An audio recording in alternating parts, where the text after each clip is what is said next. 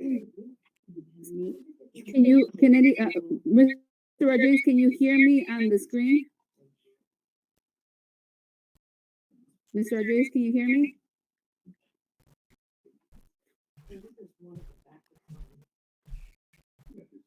Mr. Rodriguez, no. Sound doesn't work. That's unrelated. Okay.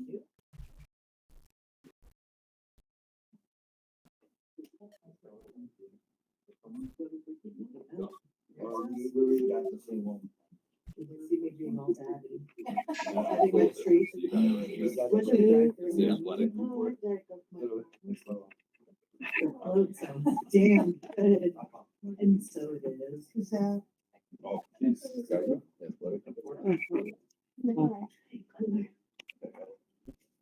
That's good.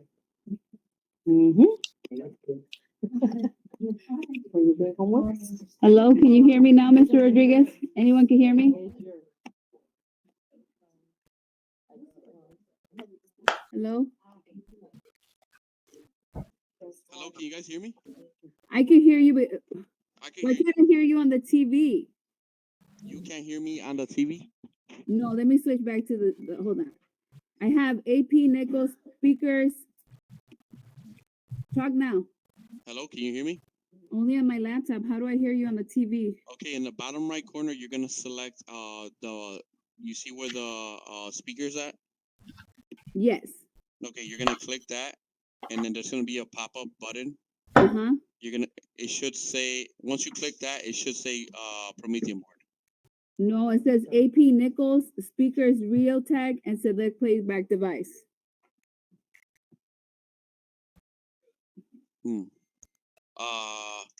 How do I? Is there another Can you try connection? all three of them? I did. Yeah, I tried. I'm doing AP Nichols. Hello. Yeah. Hello. Hello. We're back. I can't get you on the screen. Let me try again. I'm gonna disconnect and reconnect.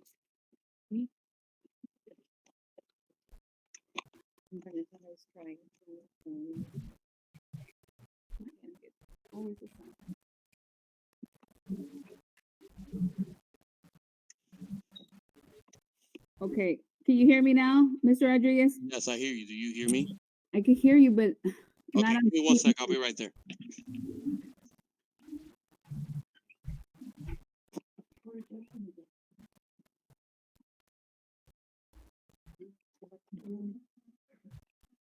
It's always the sound. No.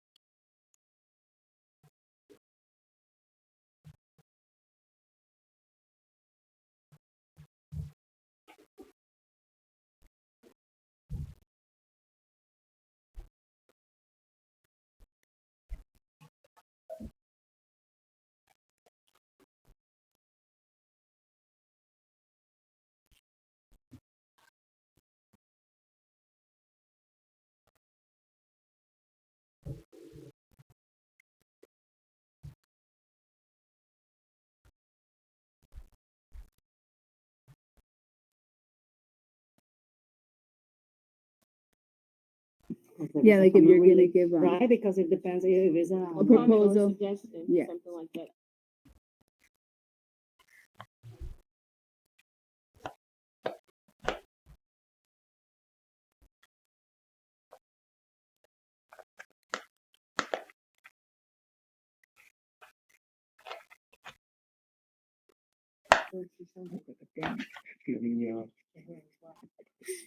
Can you do me a favor and unmute your mic?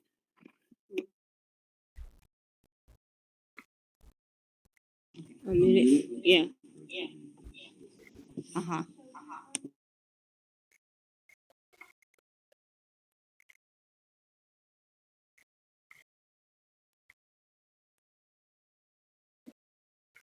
Hello.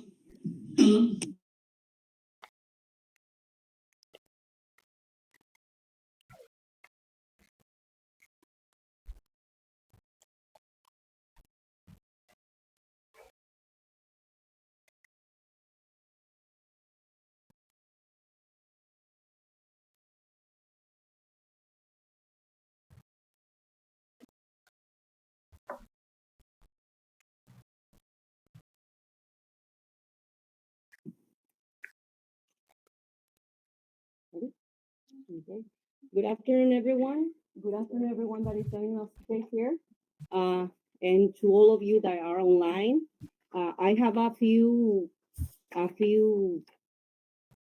let's just say a few points to review because before we call this meeting, the first is that public participation has only 2 minutes.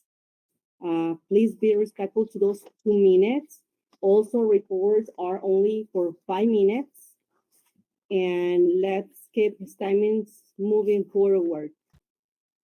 Thank you for joining us today. It is 5:07 p.m. and we are gonna do the roll call, please. Dr. Vilches, Here. Ms. Lopez, Here. Mr. Keelis, I'm here. Ms. Oden,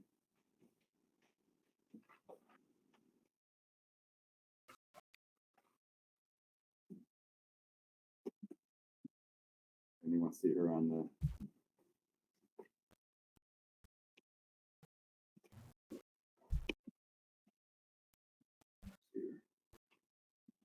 Ms. Oden's absent as of now. Mr. Koss. Here. Ms. Dunn. Here. Mr. Rodriguez.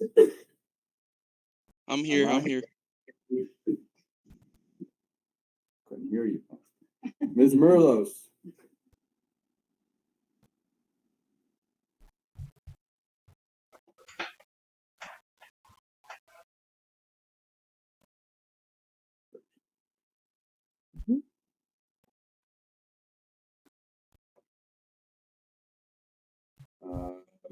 Ms. Vanessa Ortiz.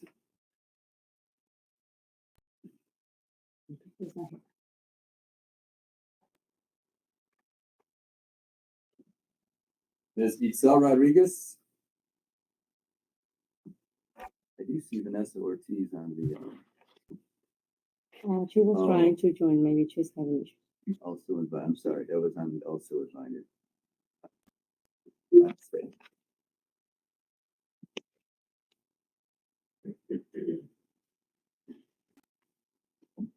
Okay. Oh, Ms. Itzel Rodriguez.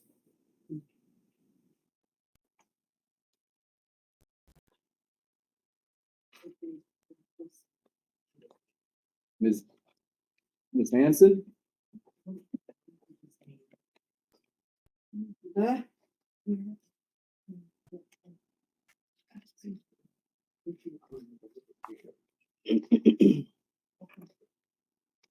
No, Ms. Hanson. For once.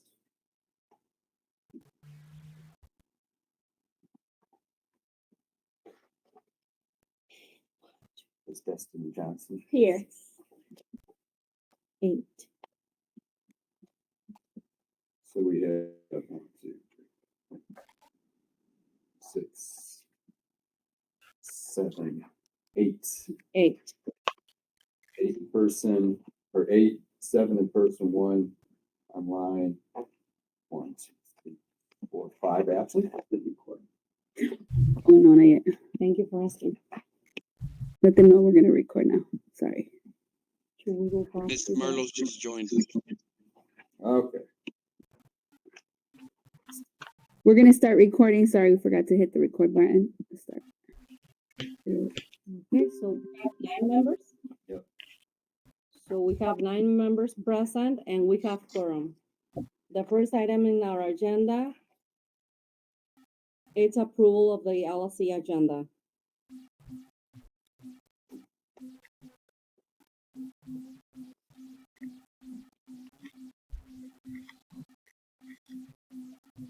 And make a motion to approve the agenda. I second. Oh, Mr. Cos. Open for discussion.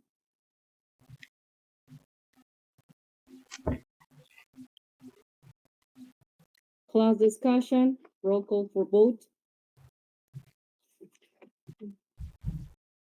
Dr. Vilches, Yes. Ms. Lopez, Yes. Mr. Keelis. I'll vote yes. Absent Mr. Cos. Yes. Ms. Dunn, Yes. Mr. Rodriguez, Yes. Ms. Merlos, Yes. Ms. Johnson. Yes. So we got 9 yes. Motion passes. With how many votes, I'm sorry? 9 of 9 present. We have Ms. Hanson and Ms. Merlos online, right? Oh, Ms. Hanson also. Okay. I didn't. She does? I'm not sure. No, Okay, so, no, she's not here. thank you. So 9 votes?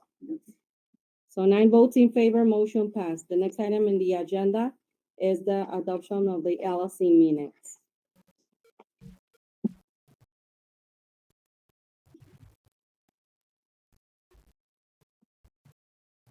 You wanna present the motion?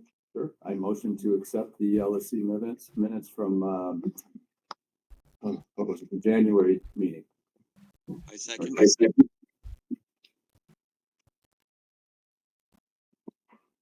Open for discussion.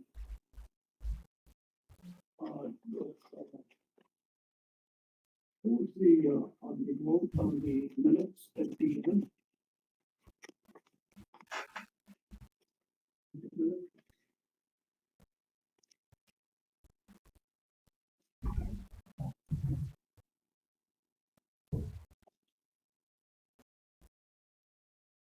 I believe that, it was put that the teacher, responded to my comment at that particular time. There was no response because I had made a motion to adjourn the meeting, so, I don't think that should be in there. So the response was given after the meeting was adjourned. Is that correct? Well, if the meeting was adjourned, we shouldn't have it in the minutes. Do we agree that the meeting was adjourned? Yes, it said meeting adjourned. That's what I saw in the video. Okay. So we have to make a change for the last sentence of the minutes to be removed from the, with an, yes, to amendment. We have to present an amendment to remove the last, sentence of the minutes because happened after the meeting was adjourned. So we're gonna drop this motion to present a new motion. Roll call for vote, please. I'm sorry, can we clarify? We were. talking- Okay, the motion is not going to pass because we need to make an amendment to the minutes. And we need to We're bring taking- to fill this motion to present a new motion. Dr. Vilches, No, Ms. Lopez, No, Mr. Keelis. No. I abstain.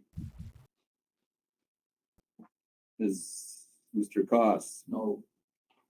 Ms. Dunn, I abstain. Mr. Rodriguez, Can you guys clarify what's going on? I'm sorry, who's this? Mr. Rodriguez, Rolando. Yeah. Oh, okay, thank you. Hey, how are thank you, you. Miss? No, I'm sorry, I was just trying to figure out what voice is this. Oh, That's no. okay. Okay, so the situation we have right here is that once the meeting is adjourned, whatever is being said or told after that is not part of the minutes. Correct. Yeah, correct. So we I- need to present a new motion to make an amendment to the minutes, and for that reason, the previous motion has to come to fail. okay, so I vote no. Thank you, and Vanessa joined the meeting. It is, I don't know, 5:16. sorry, who joined the meeting? Vanessa Ortiz, She's in now. Chesena. Okay, Mr. Rodriguez says no. Who want me to help you? No, I got Mm, it. That's your chief.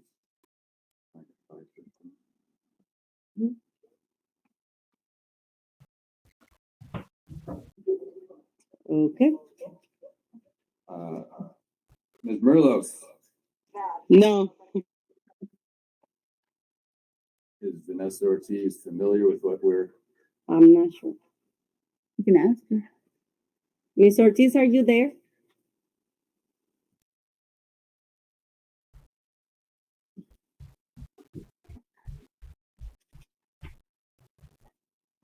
Keep moving forward and we can go back to her to keep the track of the time. So, so, Ms. Merlos?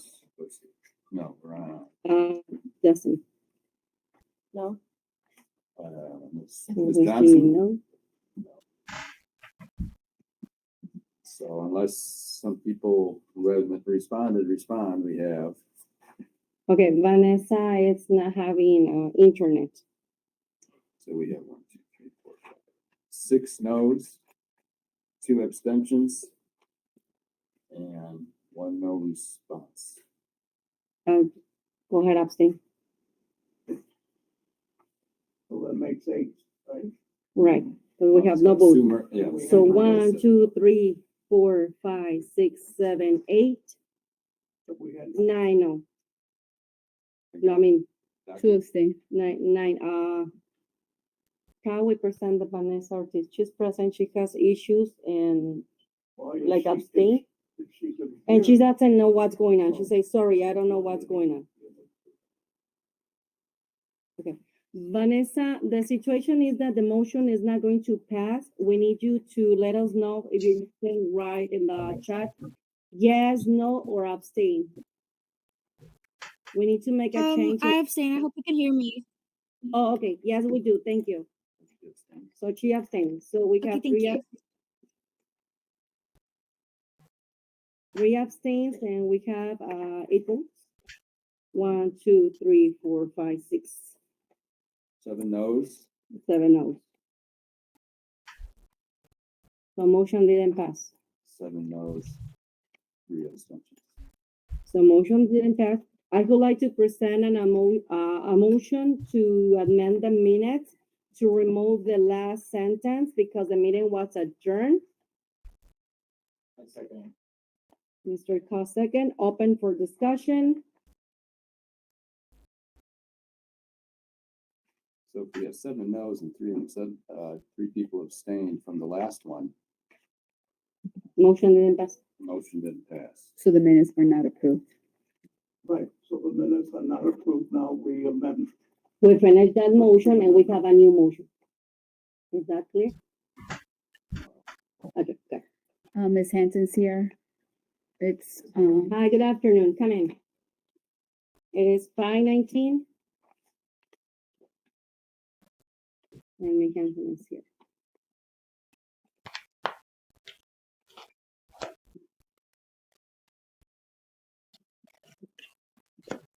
Okay, open for discussion. No discussion, close discussion. Roll call for vote. I'm marking that. Surprise.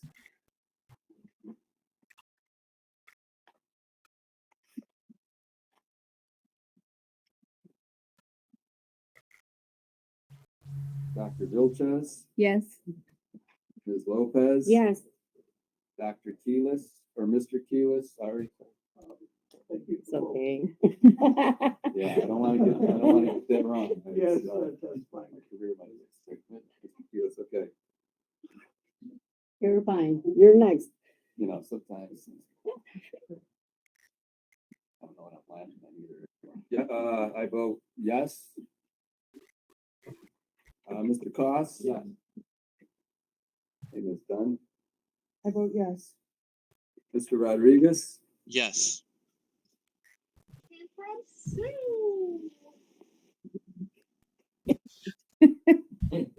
Ms. We're happy Merlos? today. Yes. Valentine's Day. Ms. Vanessa Ortiz, Yes.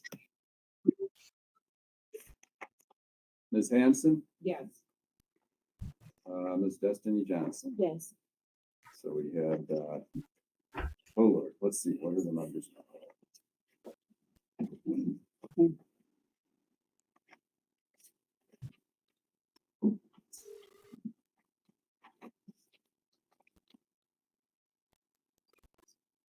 Yeah, 10. We have 10 votes yes and motion passed. Next item in the agenda is public participation. And if you can pass me, I will appreciate it, thank you. Okay. So the first person I have in the list is Ms. Reed. Oh, good afternoon and happy Valentine's Day to everybody. One brief note that I had was that, this afternoon I stepped out of my class between 7th and 8th periods. And the third floor was chaotic. I don't know any other word for it. I did see a couple of security guards in the hallways and it was, I don't know what was going on. But we had teachers in the halls trying to calm people down and, yeah. So if there's something we can do about that, that would be great. The other thing I'm here about is I noticed on the agenda, there was amendment to the bylaws for who presents to the LSC. I'm a little concerned about this because I'm wondering how it's decided who gets to present to the LSC board. So for example, I've noticed that since the beginning of the board meeting time, the athletics director has been able to present to the board. That is not a participation of the, not a participant of the board or a member of the board, and is chosen by the administration. And then when members of the PLC try to present, there have been different difficulties in that vein. And those members are elected by the teachers. So I'm a little concerned about that. And I'm sure that upon more discussion and clarification, we can figure out a solution for that and what each one means, which each one is. And so that would be my thing for this evening. Thank you for considering my comments. And I just want fairness across the board for everyone. Thank you. Can I address that? Go ahead. First of all, the athletic, committee, which is the, teacher, I thought we were not was supposed to. given the We opportunity don't to have be what as we're doing part of the as committee. And wasn't on second of all, the PPLC has never been stopped from doing the report. So I'll It's make a the note way of that. it's been done. Yeah, dijo la Period. Ms. That- Ford. That's all I have to Mhm. say. Thank you. Okay, thank you. Mr. Davis? Yes, good afternoon, everyone. Just make it quick, I have to leave after this, have to students here, but, we have a fundraiser in, I hope you all took a look at it. What JRC does, we didn't get a lot of money from this school in previous years, and we try to do our own fundraising. So every cent of our fundraising goes back to our students, and not just our students in the school. If you take a look at the list, we actually call us a diverse learner. The principal also told you we pay for buses for eighth graders to come here. We also pay for the lunch for eighth graders to come here. So there's we pay for pizza party for the football team. So there was a things that we paid for in ROTC. Also, for this year, the seniors, because we have a bunch amount of money, we had money from over the years, the money, we have extra money. So the seniors, we paying for the senior prom, those that participated, we're paying for their their ball, we're paying for the yearbook, we're paying for their luncheon. So I've already turned that list in to the budget manager with those prices and costs on it, whatever it may be, and she's gonna take that money out of account and put it into whatever single account folks in. So we ask you to do that fundraiser because each year it gets harder and harder. And again, it supports students. And if many of you went to our ball last year, it was free for all students Mhm. last year, and for parents and guests. So thank you. Thank you, Sergeant Davis. So next I have, I'll say anonymous letter to be written as a public comment. Dear Steinman Salas teacher, I'm a teacher at Steinman's. I wrote to the principal and her assistant principals early this month. The issue was not addressed. I'd like you to read the same letter I gave them into the record as of tonight's meeting. Thank you. So there's not gonna be enough time to read it all. I am writing this letter because I am upset. Last night I saw on the news that there has been a mayoral candidate event at Steinman's. I couldn't believe it. If I had known it was taking place, I would have attended. I could have told my students about it and encouraged them to attend with their family members. This morning, when I got to work, I asked the teachers if they had known about it ahead of time. Most did not. I found out that some students from a few different classes and a club attended.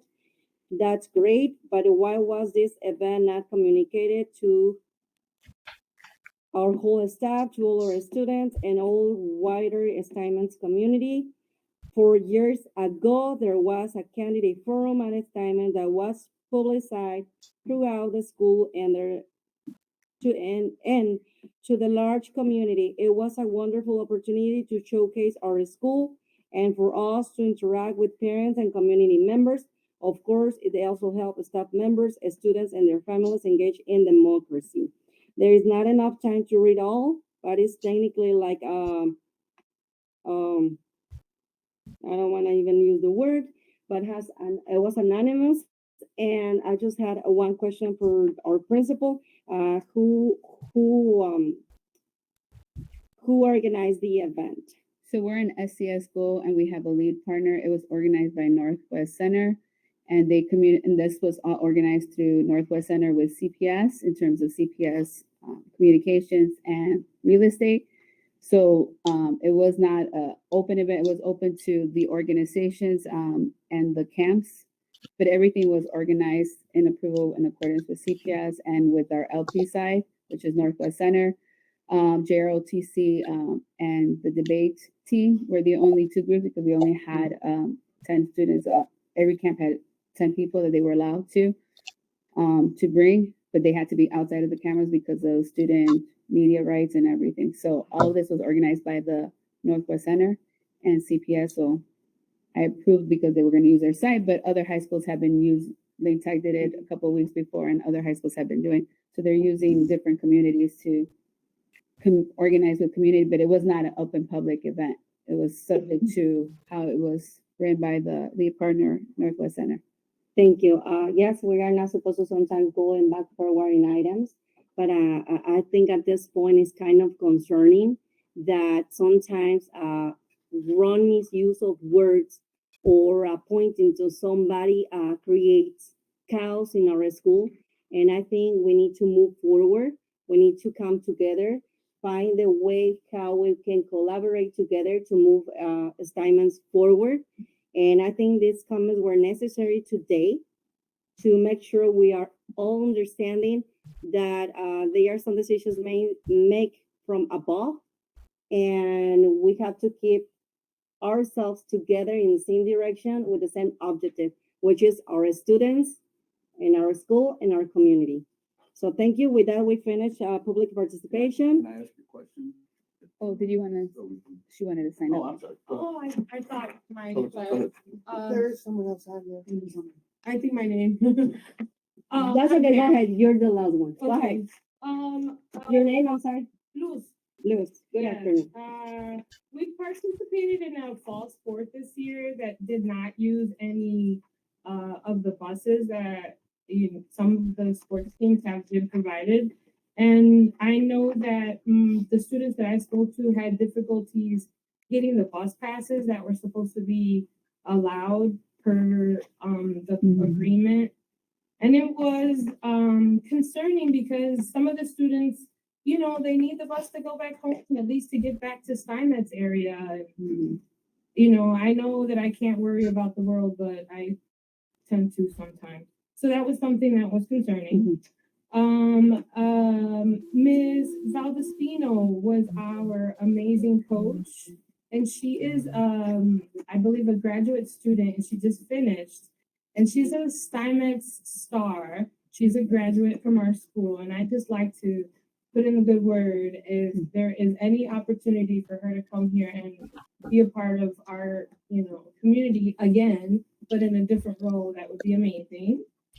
And the cell phone tower money. Is there any way to buy like a little bus? We had run into a few schools that have one of those like short buses, for lack of a better word, a smaller, maybe like a 20 passenger. Is it possible to use that money? Because I know it doesn't have like an actual set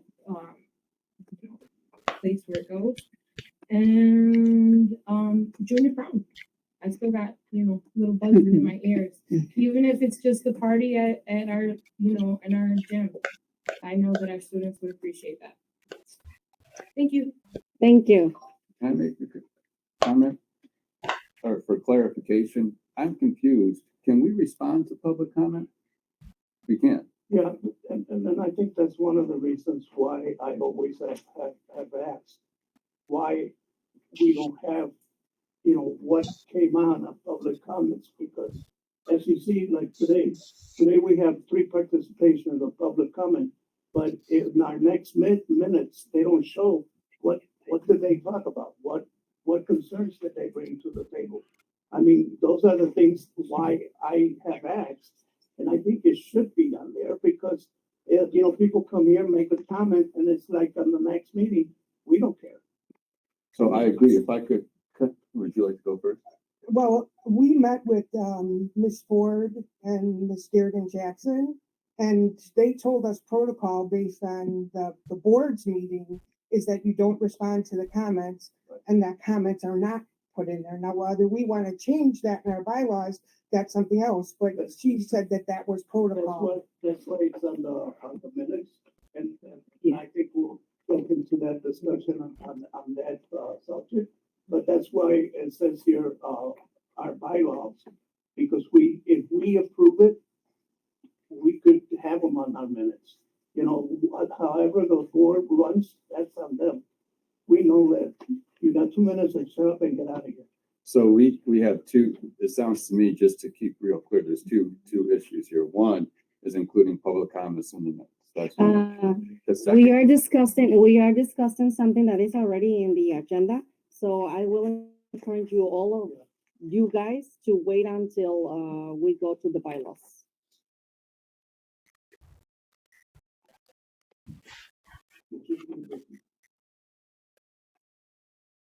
So next item in the agenda, it's chair report, and I have no report for this month. So next item in the agenda is teachers report.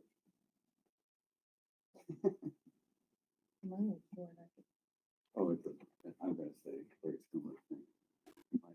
Okay, my report is just that I think that teachers are concerned about the hallways and getting them cleared, and that it would help a lot in the classroom to have the kids there on time.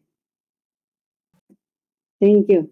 I would add to that. Oh, I would basically second that report. We get a lot of mixed messages. I know a lot of people are in some difficult spots, including administration. The system makes it very difficult to enforce certain things. From where teachers stand, and I've spoken to a lot of teachers about this, in class, the interactions between teachers, students, right? Being there on time, consistently, together with the rigor and the lessons planning. That's what school is. That spot in the classroom where that interaction happens, that's what learning in school is, right?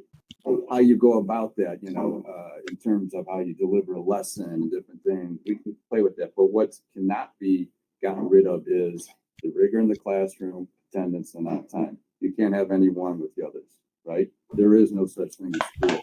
Unfortunately, and it's very difficult to understand why or how, attendance no longer seems to be part of grades.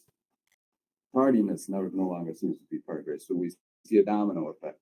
Students understand they can kind of come and go as they please. We're in a position of being in the hallway, just sort of pleading with them to go. but we can't, there's no, responsibility on their part in terms of the grades. So teachers are like, what do I do? I can't fail all these people. So you start giving grades away and the whole thing corrodes.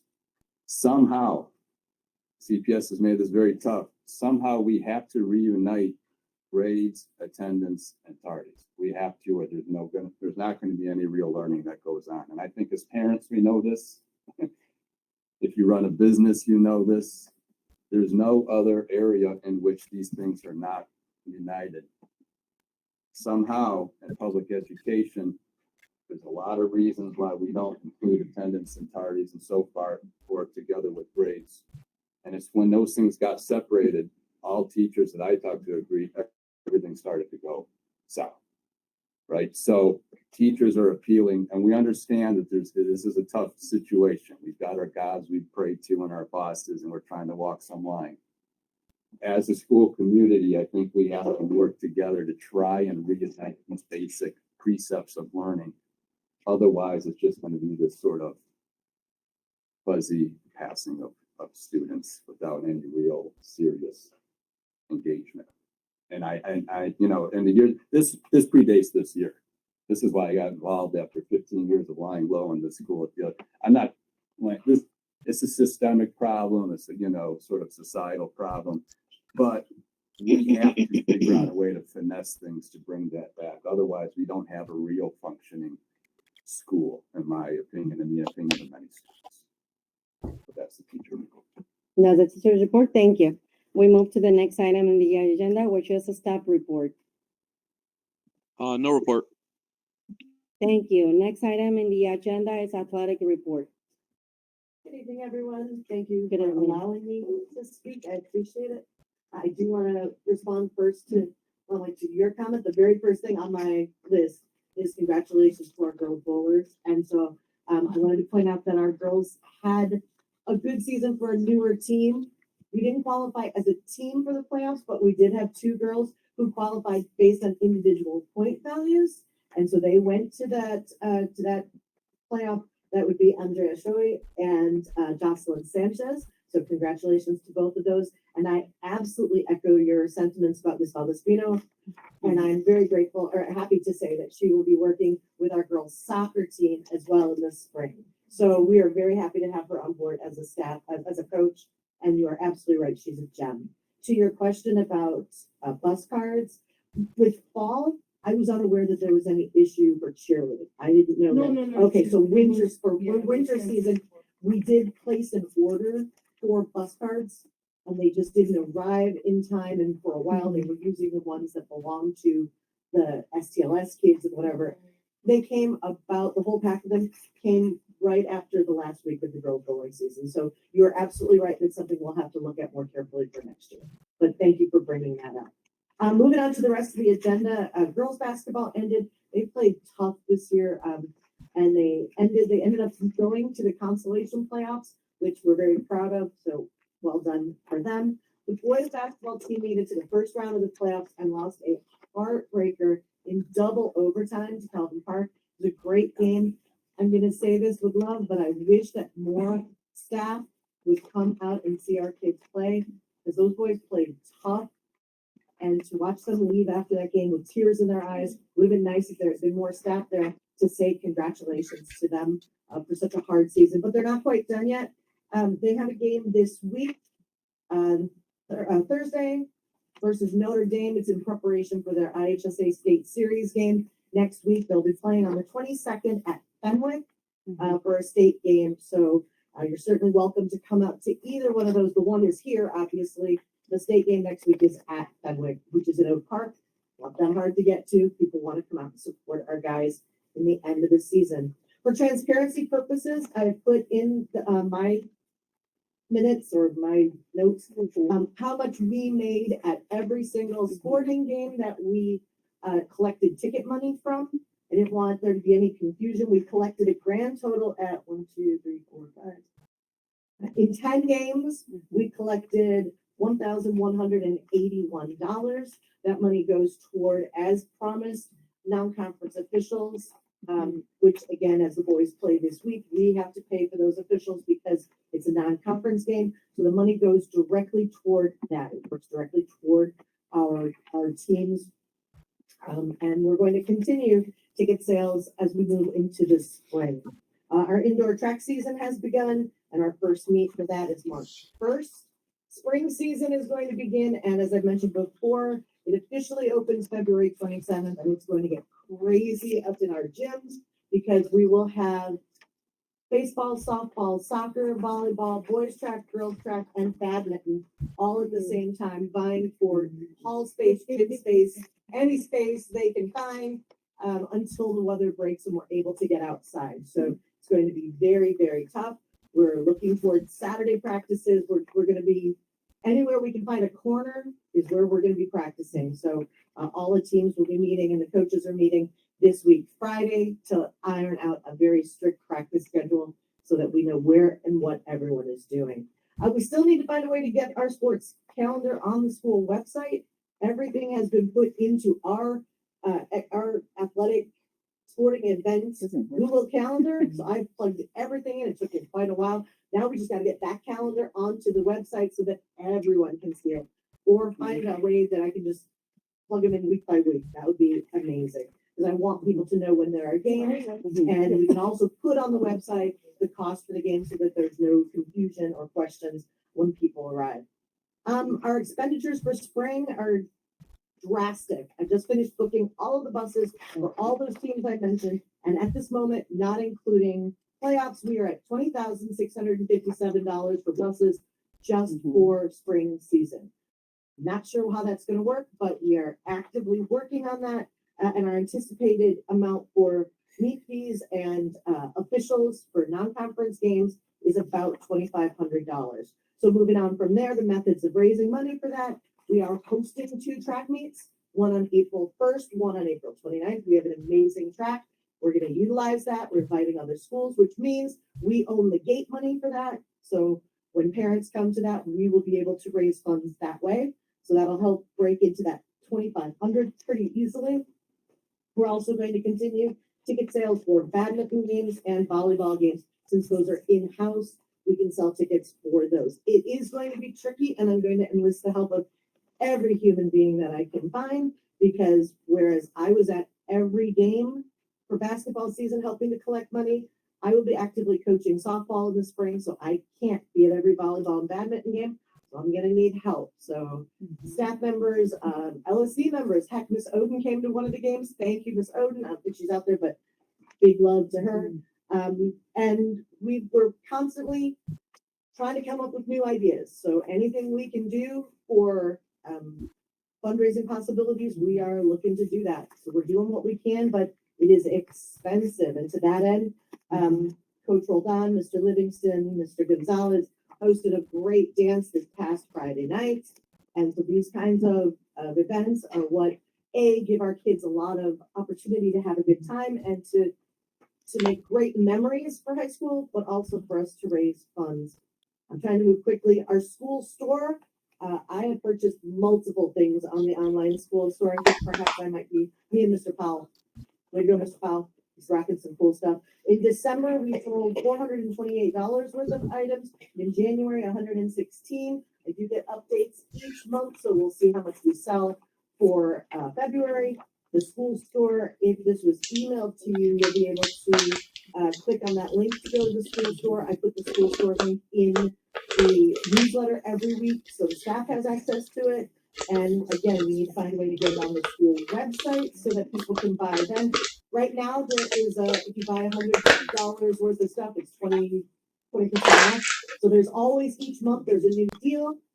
Totally cool. I think I got my last piece. It took less than 2 weeks for it to arrive. So pretty neat. My next one always cool. And then my last athletic comment is I just want to keep the bug in everybody's ear about pay to play.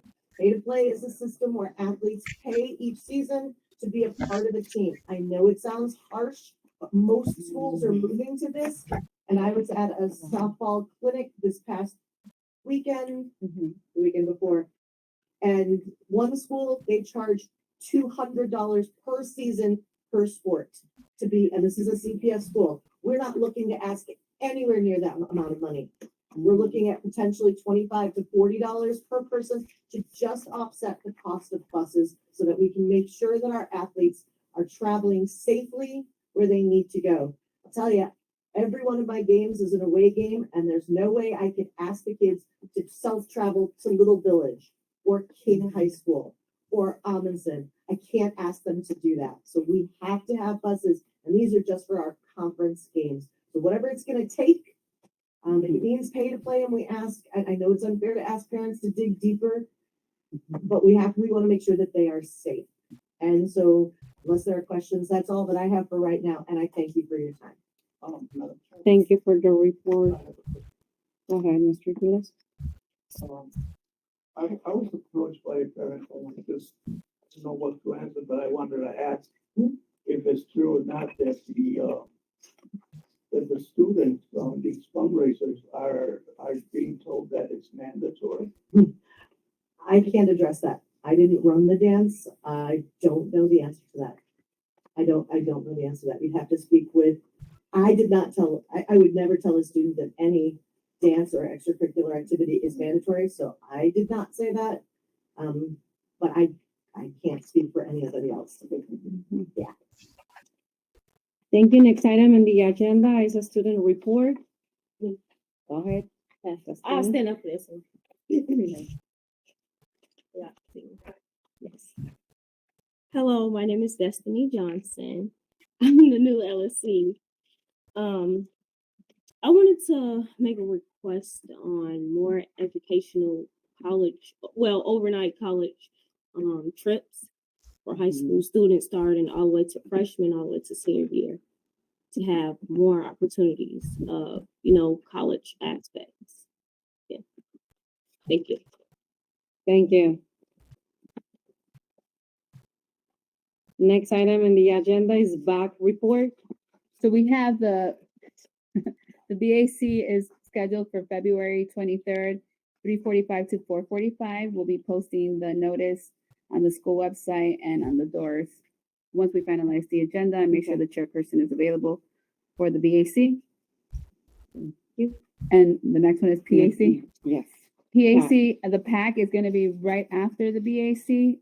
So we're going to attempt another organizational meeting and follow up with the regular meeting on February 23rd from 5 to 6. And we'll be working with the BAC and our parent university to encourage parents to come so that we can be in compliance with Title I backpack. Well, we are with BAC, it just needs to be with the PAC. Okay. Thank you. Next item on the agenda is PPLC. Who's going to give the report? Sure. It's going to sound very familiar. We met, Tuesday. We met last week, Tuesday. And it was some of the same things we talked about, creating a committee to deal with the same hallway issues. Me and class on time is getting very unruly. We see the exact same pattern every year presents itself. And we met with Dr. Vilches and suggested a committee as we did before. And she mentioned that the climate and culture team hopefully will do something with that. So hopefully that would be great. We noticed the climate and culture team, out of 17 members, there's 3 teachers, I believe, and no students. And I don't know, we had talked about having all stakeholders involved. This seems very sort of heavy on the CPS experts. I think it'd be helpful to have some people within our actual school community, teachers and students, again, who are right there in the situation. So next thing we talked about at the PPLC was cell phone policy. Again, that's tough. Maybe we need to wait for the climate and culture team to come up with something regarding getting students in the classroom a little bit more consistently and on time. But we suggested again to Dr. Vilches that that's something that we need to talk about. And then last, IEP master schedule. We clarify something with that. We're not asking for the case managers to space out IEPs consistently across the calendar. We're asking for them to create a master schedule whenever the IEP meetings fall for students, just when they are, and distribute that at least to the special ed staff, if not the entire school, just so we can see what's coming down the line, because there's little peaks and valleys where teachers will get 3, 4. I just came off 5 IEP meetings in 2 weeks, which is a lot. But then I don't have any for a month and a half. So, you know, it kind of evens out. But a master schedule for all IEP meetings would be helpful for everybody, just so we're not sort of taken by storm 2-3 times a year. So I think the case managers were worried that they were going to be asked to change meeting dates, even it out, and that's not the case. So I think it's more doable than we thought. Dr. Vilches agreed with that. In fact, I offered to talk to them about that. And I think that's all we talked about. We have on the PPLC a couple of vacancies. We'll have to meet with Dr. Vilches about convening perhaps another election for that. And then the school website we brought up. A lot of people don't know how to get stuff on the school website, and we don't know who. So we were told Mr. Sandoval and Mr. Gonzalez, I believe. No, I said Miss Pierce. Oh, Ms. Pierce. Okay. And, so that came up with the PPLC as well, which is just more of a logistical situation. Anything you want to add with Coke? So they were like 4 recommendations. The same as last time. Recommendation or committee. Yeah. 3, 4 recommendations. Okay. Correct. Thank you. Okay, so next item on the agenda is the principal.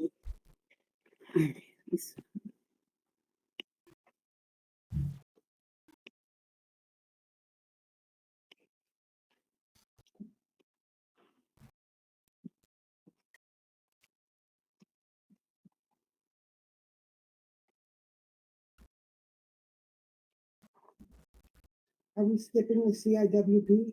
Oh yeah. Oh, thank you.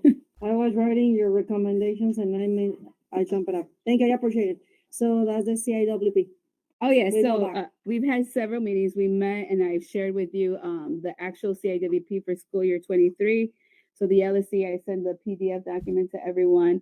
We updated, we progress monitor every action step as a CIWP team. So we went through the action steps, whether it was on track, behind, postponed, and we had to justify our reasoning for it. We met 2 times to progress monitor.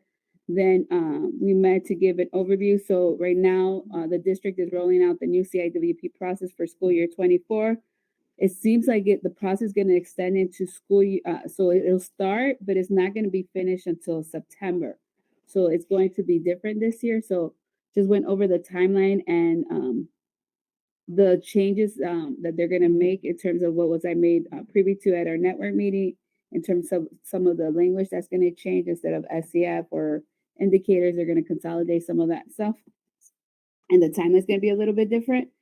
And then we did a team building activity as a CIWP team to make sure that before we engage in this difficult work, that we're building trust as a team to move this work forward. So we've updated the CIWP. Everything's been shared with the LSC in terms of where we're at. All decks have been shared and linked into the calendar. So even if a CIWP member is not able to make it, they have access to everything that we're doing. And we still haven't started the work of school year 24. So we just engaging in that trust building. Once we have the templates and the protocols, then we'll be fully working towards the school year 24. Thank you. So now we continue with our principal report. So All I have right. the floor now. So just a couple of things to respond with PPLC. So the culture and climate team, there's more teachers that sometimes they're not able to make it because they're coaching sports, but they're not going to be necessarily the committee. They're going to be organizing the work, right? Mm-hmm. So the culture and climate team met. We discussed the 2 concerns shared by the PPLC and in terms of what are the needs, how is this work going to be organized for the staff, how are we going to collect voice, how are we going to engage students and parents, are we going to form subcommittees? So they elicited feedback from the culture and climate team. We do work with a district specialist. So we have our network 14 specialists from all Office of Social Emotional Learning that comes weekly to check in with our culture and climate team. We also are going to be working with 2 district specialists that are going to be supporting with our 3 culture and climate priorities. And one of them is school-wide expectations. So making sure that whatever processes that we engage or we action plan that we create is in alignment with, of course, CPS policy and the Student Rights and Responsibilities Handbook. So we talked about approaching the work as a cycle of inquiry. A cycle of inquiry means that we're going to look at, if first one, is it a school-wide issue? If it is, okay, then we're going to identify the root causes so that when we create an action plan, it addresses the real root of the problem. Because a lot of times we're quick to create an action plan, and it's like giving the wrong medicine for a disease that needs a different medicine, right? So putting in context of medical terminology is like, you want to make sure that the action plan fits the reason why kids are in the hallway. And in terms of looking at through a cycle of inquiry, you have to diagnose all factors, right? We have to look at instruction. What's going on in the classroom? Is it the curriculum? Is it not, like, what is being presented in front of our students? Is it environment? Are we creating relationships? Is it that we're not creating a welcoming environment? Like, what in terms of the environment and learners last? So we always want to make sure that we approach it through the ISO matrix, which is part of the multi-tier system of supports framework for how to engage in a root cause analysis. So they're going to be engaging in a cycle of inquiry. Doesn't mean they may form subcommittees. So the goal is to engage all staff members, whether it be through a staff survey, focus groups, but they are also going to bring in student voice and parent voice. So they initiated that process in terms of organizing the work, and now it's okay, they're going to do it. They did agree to a staff survey. What does that look like? What questions are they going to ask? And then how are they going to ask students and parents as well? So that work is being organized through the Culture and Climate in full transparency. I've shared the same concerns with, of course, my deputy and my OSCL specialist in terms of like how to approach this work so that we're looking at it through the right lens and making sure that we're not reactive and that we're responding accordingly with the Students' Rights and Responsibility Handbook. So it's happening. Don't think that the Culture and Climate, they're just organizing the work, but they will be leaning on different staff to be part of this process. So right now, they just had an initial meeting to kind of really jamboard and again, the calendar for the Culture and Climate team is part of the master calendar. Their agenda is shared with all STEM staff, so there's full transparency on the team's part in terms of what that work is going and the action plan for our school in terms of our culture and climate expectations, which is school-wide expectations and restorative practices. And then the other one, Mr. Goldstein, yes, we're going to be talking, and Ms. Pierce is going to be working on the website because I tried using the link to the SCP, so I tried putting I went in and put all these events, and when I went in, I couldn't see it on the website, so it didn't work. So I got to figure out why it doesn't work. So I had to recreate all the events on the school website because it didn't link. So I'm still working on it. So Ms. Pierce is going to be working with. She has a lot of tech savviness. Our new assistant principal. So I'm going to be leaning on her expertise for this one because I tried, it didn't work. All right. So PPLC report. Now I'm going to jump into. All right. So IoT. Our IoT attended a Saturday institute, so we are required to attend these institutes where they engage in continuous improvement. We look at the IoT effectiveness indicators for knowledge, culture, and systems and structures. So we engage in a full half day of learning in terms of how to move the IoT forward, making sure that we're improving our instructional priorities around PSAT, and those instructional shifts are happening in the classroom. And as an IoT, it's not one of those meetings that you can just go and say we did it. We also have to do some homework as an IoT. So we had to upload our artifacts.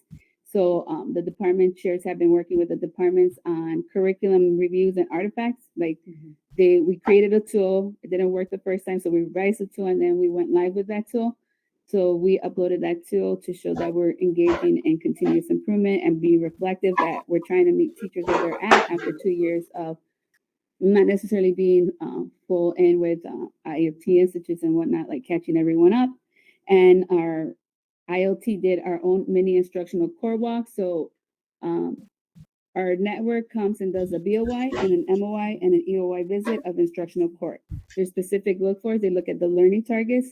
They call it, well, I'm going to say rigor or the HAS matrix, but they look at the cognitive demand of the task. So they look at the cognitive demand of the task. And so they come, and so in between we did a mini IoT, and then the department chairs visited each other with the same process. No, it's in my office. Thank you. So they did their own mini walk. So now they'll be coming out in February to do the MOI visit and to give feedback to our school. And so it's all around instructional priorities, and making sure that the learning targets are evident, and that the task is aligned to the standards, and that there's a balanced level of complexity as they visit classrooms. So that's our IoT. So CIWP, I already explained. We did progress monitoring and team building. Our staff newsletter is there. Our IoT CIWP, our BHT meets every week. Ms. Ocampo and Ms. Ramirez run those meetings in terms of making sure that we're putting supports in place. Our MTSS team also meets in terms of placing math and reading interventions in place for tier 2, tier 3. And our culture and climate team, as I shared, met this week. This is our PSAT data, so you can see how we're engaging in this work. Sorry, I'll go fast. This is what our grade level teams do. So we're looking at culturally responsive teaching and the brain. We're engaging in weekly data conversations. So today, this is us. This was the 9th grade success team. We're learning about brain science and how it's critical to build relationships with students in order to be a culturally responsive teacher and leader in the building. So that's just an example of what we did today in our success team and learning around brain science and learning. College and career readiness. I shared all the success, all the town halls with the families and the students. So we are meeting with our students to share the recipe for success. We have one POSSE Scholar winner, Ben Chang, and our debate club did really well in one of their competitions. And then we want to acknowledge our counselors for Happy School Counseling National Week. That's them. They were photographed by CPS. And then we have our first semester award ceremony this Wednesday. And then you can see there, no students, it's just staff that were working the event. And then our BAC and PAC. And then I'm going to be having my MOY principal evaluation with my network leads, deputy and chief. The link is there. So if you guys want to see what I have to engage in terms of my own evaluation, in terms of being a principal and being reflective, the APs also have to complete this tool. So we're all rated on all the indicators for the components of the domains. And you can see there, we're going to have our IB evaluation. STEAM implementation on PACE is ongoing. So that's going to be happening soon. Weekly meetings with my deputy. Weekly meetings with CETO and CEO. Network 14 was 2-9. And then mentor meetings with Roosevelt High School principal mentor. Any questions on the report? Forward that. Yeah. All right. So Thank you. Sorry. We move to the next item on the agenda, which is the Valentine's Day. No. Yeah. Valentine's Day dance fundraising accounting report. So tickets sold were 177. The selling price per unit was $10. Total amount collected was $17.70. Fundraising expenses was $0 because they did a lot through donations, and profit was $17.70 to go towards the sports programming and everything that was outlined in the fundraiser proposal. So this concludes the Valentine's Day fundraising accounting report. Thank you. We move to the next item, which is internal accounts. So I shared the internal accounts for your review. So, you want to proceed a motion? Oh, and make a motion to approve internal accounts. I second. Open for discussion.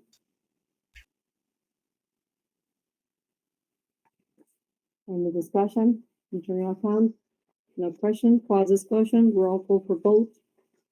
Dr. Vilches, Yes. Ms. Lopez, Yes. Mr. Keelis. I'll vote yes. Mr. Koss. Yes. Ms. Dunn, Yes. Mr. Rodriguez, Yes. Ms. Merlos, Yes. Ms. Vanessa Ortiz,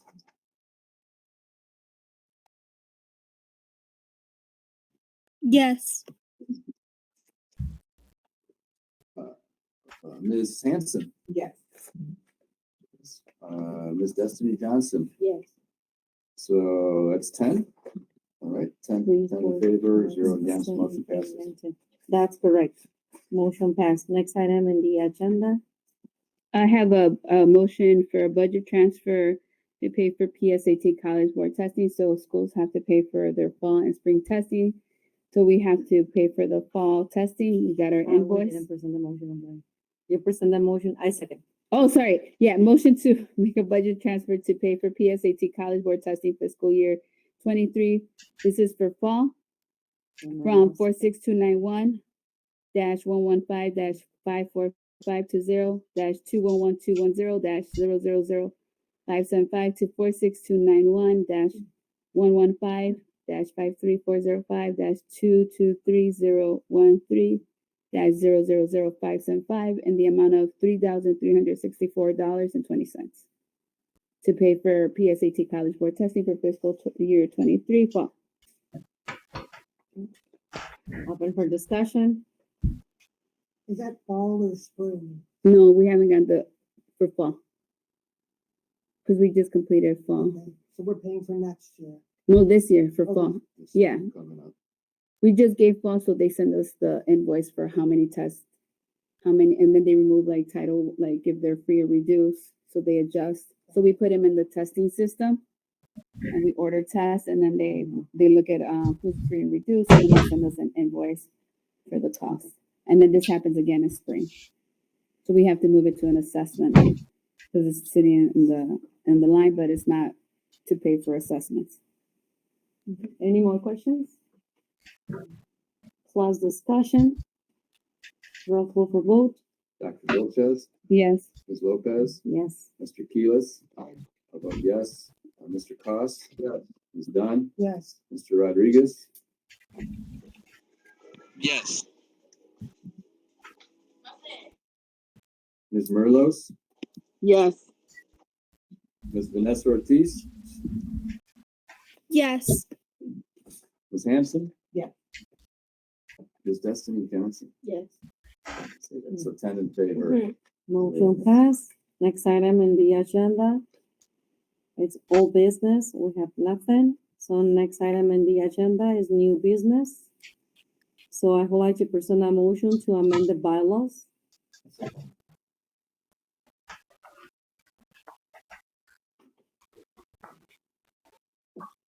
I didn't finish the motion to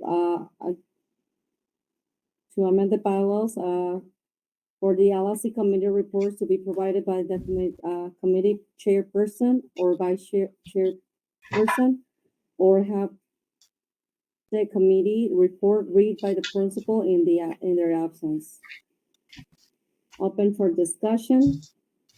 How is that different than what we have right now? Timeline.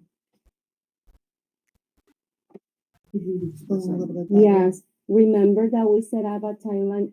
Oh, we have in the bylaws a set up timeline for 2 hours in our meetings. Right, For that reason, we have to go item by item in the agenda in a certain amount of time to complete the 2 hours limit that we set up. And those are in the bylaws. so how, I'm confused as to, how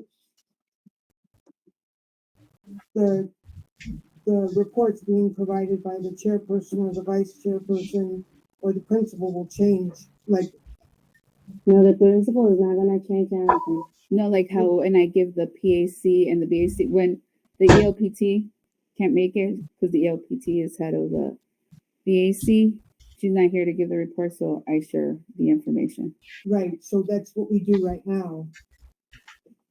How is that different? Like, what are we changing? So it's supposed to What- be in the bylaws, and it's not. Oh, So Okay, yeah, so we have to go in the bylaws because the bylaws says one thing and we are performing something else. And it's creating a confusion, not only in the people that is here month to month in the meeting, but also to the people who is joining our meetings over online. So to keep clarity and and a better practice and productive of our meetings, we need to become more organized as a body. For that reason, and usually if you go to any other LSC, no matter what the name or high school or elementary school, reports are always they given by the heads of the committee. For example, Ms. Russo is giving the report of the athletics because she is the one in charge of that. Right, So so she's the head, she's the responsible person, and that's the reason she's given the report. And that has to be clear because until now, since there are a lot of confusion in our LLC, and we need to become more organized, more clear, and more transparent in the way we are working together. so shouldn't the people who are responsible for these reports be coming themselves? Like Ms. Russo shows up every No, for month. that reason, is getting open to the principal to jump in or the committee to send the report in writing. That's another way. So anyone in the LLC can read it. Madam Chair? There is all other confusion. Go ahead, Mr. Tila. No, I just wanted to clear is that, say that Ms. Russo cannot make it for this meeting. That she delegates it to the next person. That person, by the bylaws, we have to hear So that we've person. been in violation of LSC protocol up to now. No, we weren't. We just have to put it in the bylaw in case somebody, because what's happening is that outside of this council and then outside of the family of the Finance. they're asking for FOIA. FOIA has to cover everything that says the bylaw. So in order for us to be in good standing with our bylaws, we have to put all these things in the bylaws. It has to remain clear to everyone. I think Ms. Dunn is struggling to understand how whomever is giving the report, how that has any bearing on the length of the meeting or the clarity of the report. So whatever other LSCs do, I'm looking at the bylaws right now. Seems to be a disconnect here. I think Ms. Dunn is saying, what does it matter who gives the report? It will be the same report, no matter who gives it. If it helps any, I think the thought behind having different members of the PPLC get the report is, like we talk about a lot here, is investment, a broader community, different people. So we create a report as a PPLC, and it's just a different person reading it or delivering it. So if what you want to do is just have always myself or Ms. Dunn deliver the PPLC, we can, but it would be identical to whomever is delivering the PPLC. But that's for every committee. It doesn't matter the PPLC. Yes.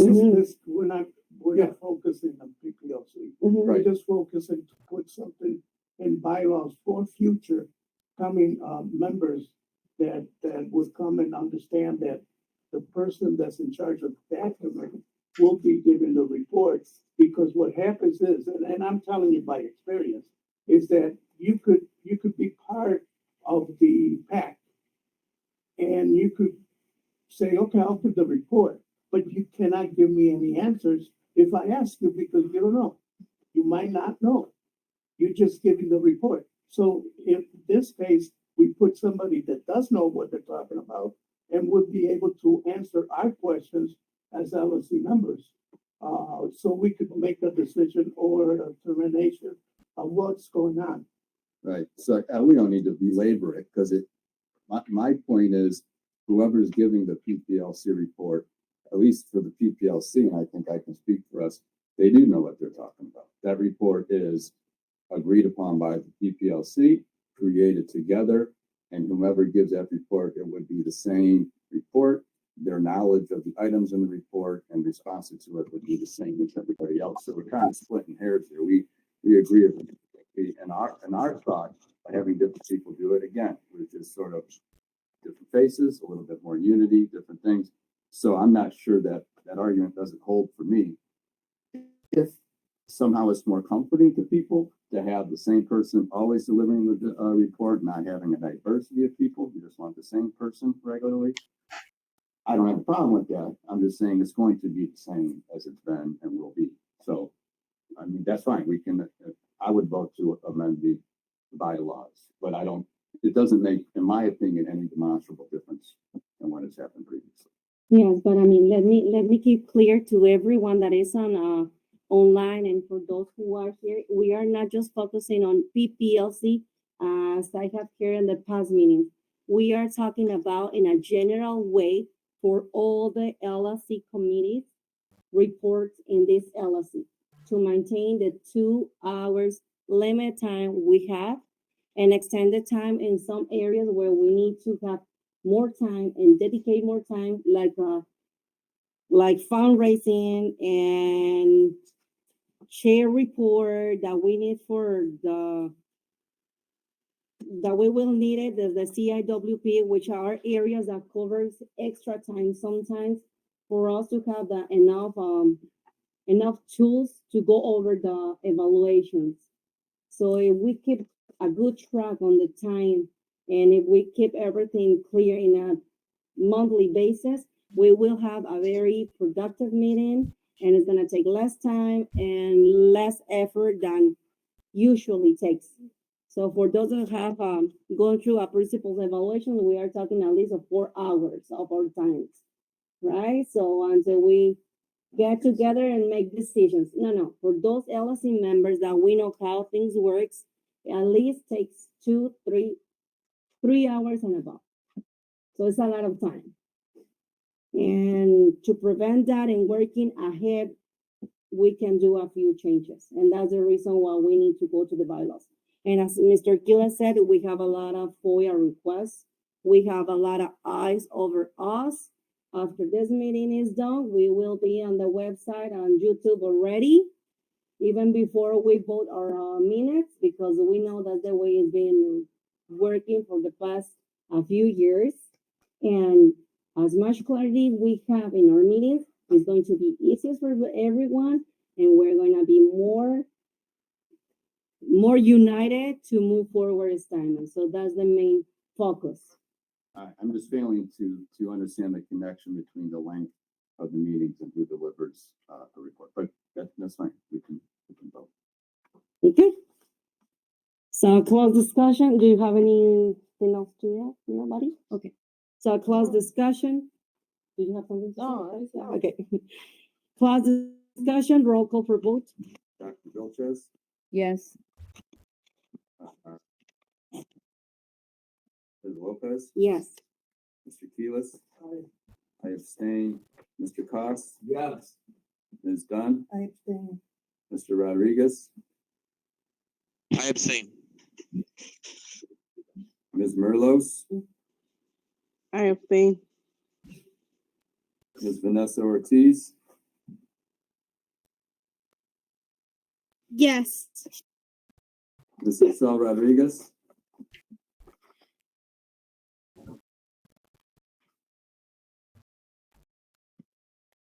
Oh, I'm sorry. Ms. Rodriguez is not here. My mistake. She's not here. Ms. Hanson? I abstain. Ms. Destiny Johnson? I don't know. Sorry. You can abstain. I abstain. So 1, 2, 4 3, yes, 6 4, 5, abstentions. 6. Does not pass. Motion didn't pass. So 6 votes in favor. 4 in favor, 6 abstain.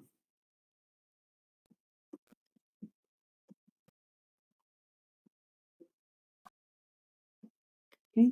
Next item in the agenda is to present a motion to amend the bylaws for public participation comments to be included as part of the minutes of the assignments LLC.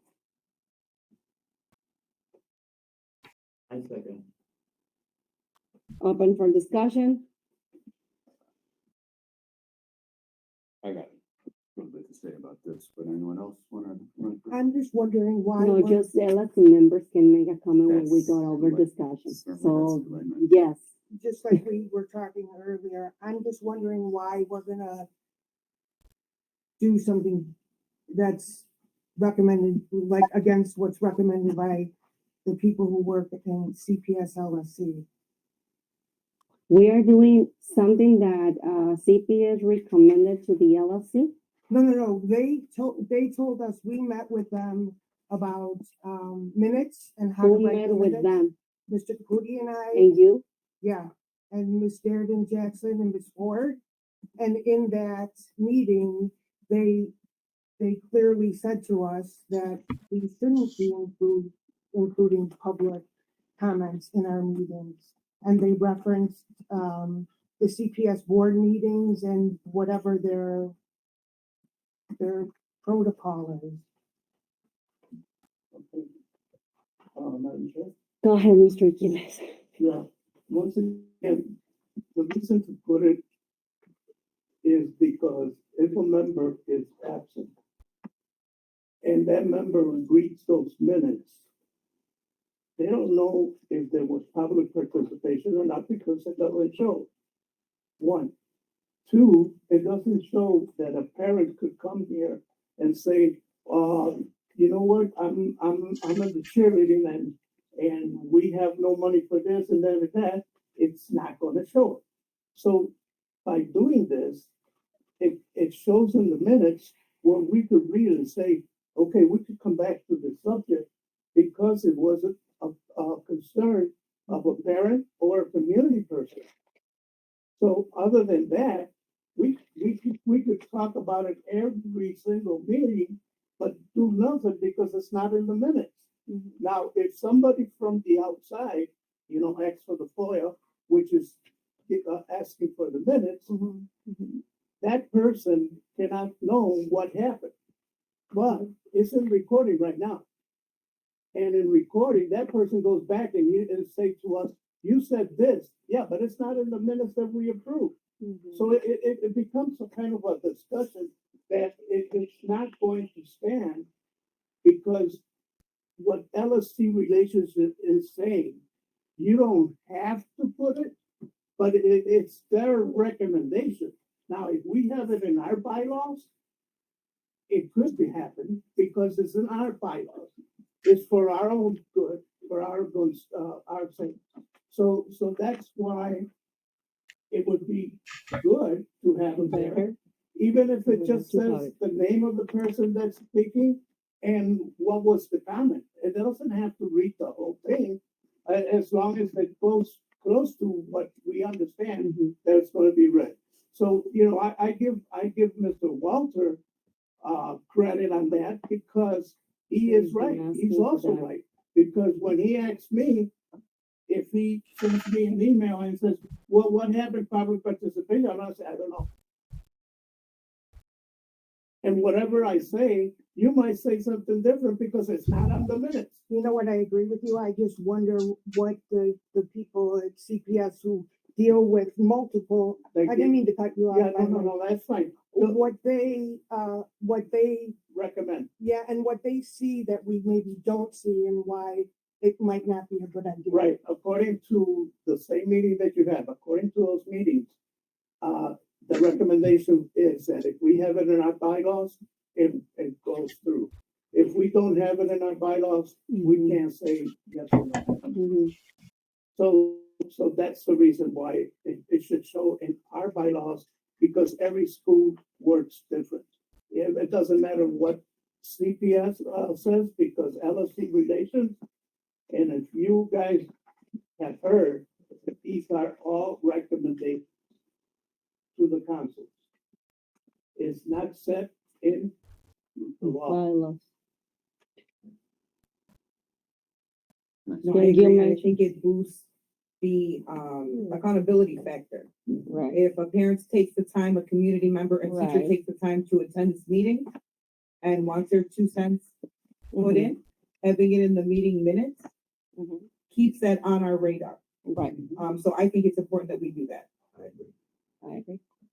Can I speak? Yes, go ahead. I'm fine with whatever direction we want to go. The trouble I'm having is every time I cross the street to meet you there, we head over to the other side. So I got a few things. I'm going to provide a little context here. On October 11th, at an LSC meeting, that was not recorded. Mm-hmm. There was some public comment, Mm-hmm. 2 separate public comments, one an Mhm. anonymous letter that you read via email, Ms. Lopez, Mm-hmm. Just like now. that said heinous things about me, horrible accusations about me. Second public comment by another individual said horrible, heinous things about me, right?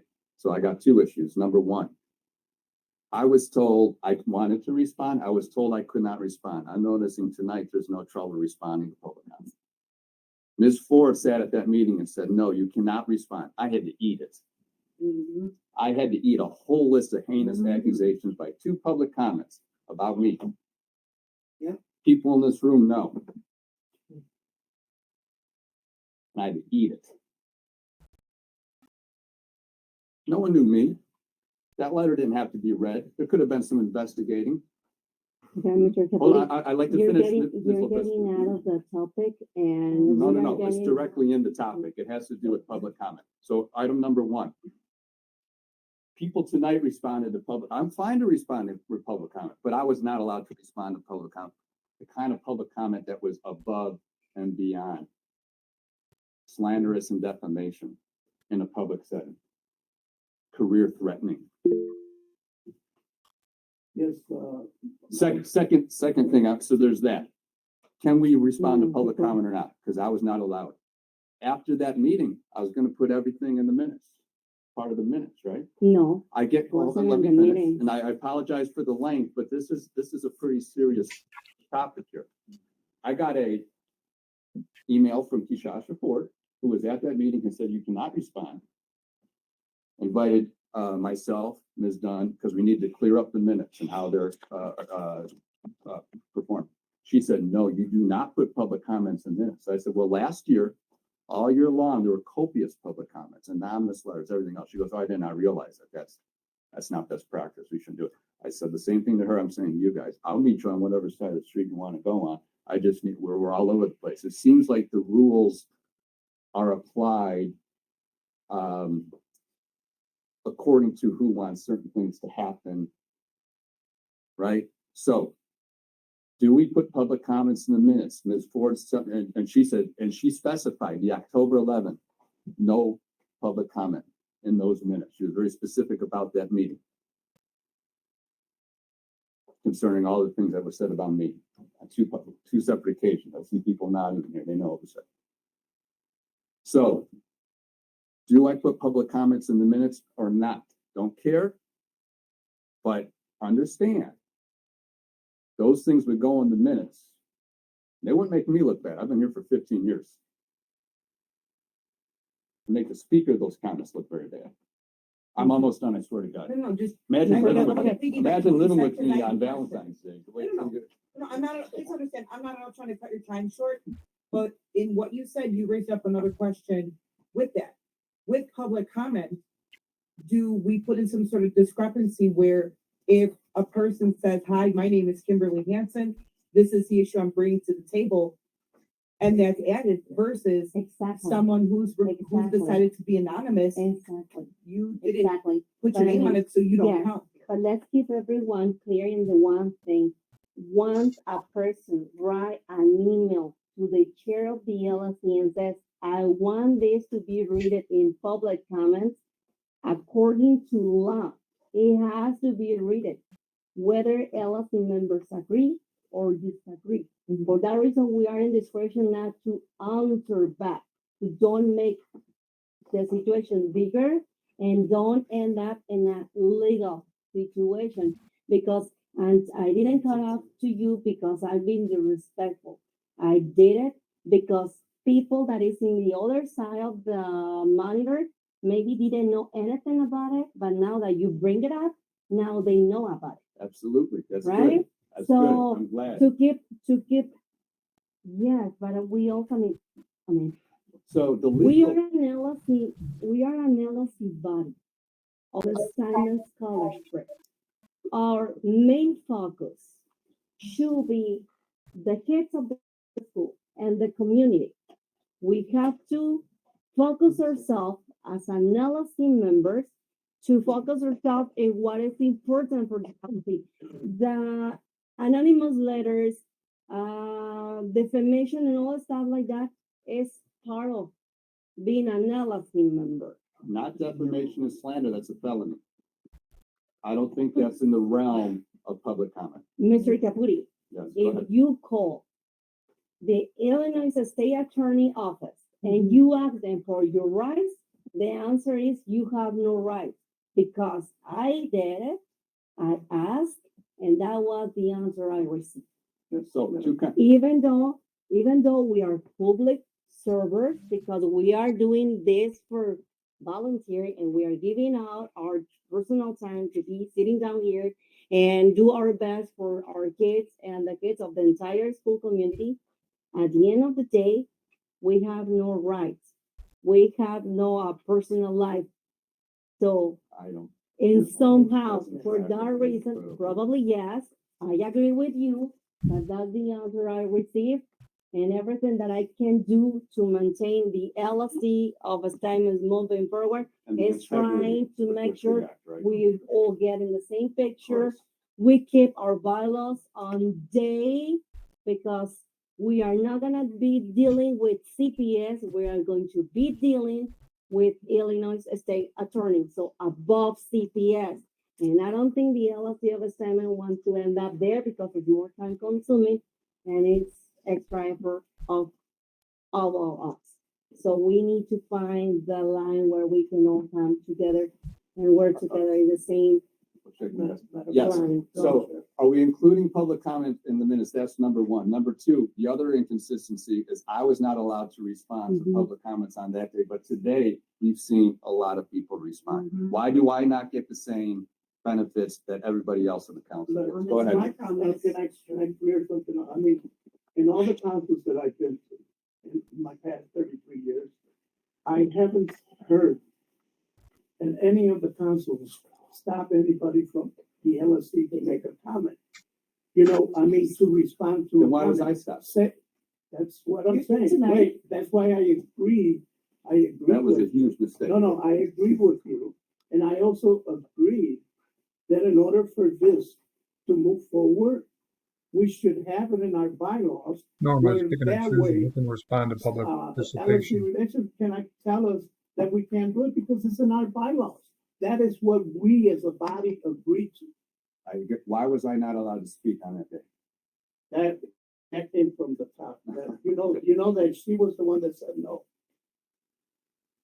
Ms. Lizniakowski has her hand raised. It's not public No, it's not participation. public They can't speak. participation. She cannot talk. That's the other situation we need to, The rules- give me 1 the minute. rules are give me 1 malleable. minute. Because there is not a clear understanding, if there is a not clear understanding that when the LLC members are discussing something, only LLC members can talk. Not, nobody else out of the LLC.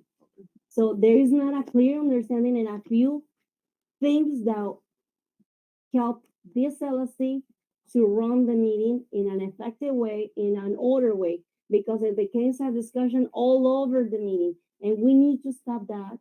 And we need to start working in a manner that we can get more organized and can be clear for everyone, for those who are here and for those who are in the other side of the Yeah, you're looking. phone call. Man, if you're looking at me, I've done nothing but try to, anyone who's worked with me for 15 years, know I've done nothing. I but haven't try worked to- with you, Mr. I Caputi, agree and with you you. don't You need know why? to. That do was a that. huge mistake don't on need October it. 11th when I was not allowed to. You know why I respond to agree public with comment. you? Because I've been slandered by this school. And I have to Well, say we're in the the school. council here. Right, It didn't right. have to happen that way. And that's what I'm saying. I don't bring it up because I really don't care. Whatever they're saying, you know? What I want to see is this school move forward. Us as a lead of this school, as a council, we should put everything in order. Not for us, but whoever comes next. Because we're not gonna be here forever. I think our audience sees the inconsistencies here, but we Ms. can make a Dunn? vote. Ms. Dunn? My concern also is not just the positive comments that come that are recorded, but these anonymous letters and the such where people come and say things about people, whether it be you, me, you know, the principal, and then it's in our minutes and it's not fact, it's not just because someone comes and says it doesn't make it truth, and then we're Right. putting this into our minutes about. I got here a whole bunch of emails that if I wanted to do it on public, you wouldn't even believe what it says, but I don't bring them to show it. I bring it to make sure that, hey, this doesn't happen. Why? Because we're here to serve our kids. We're not here to be slandered.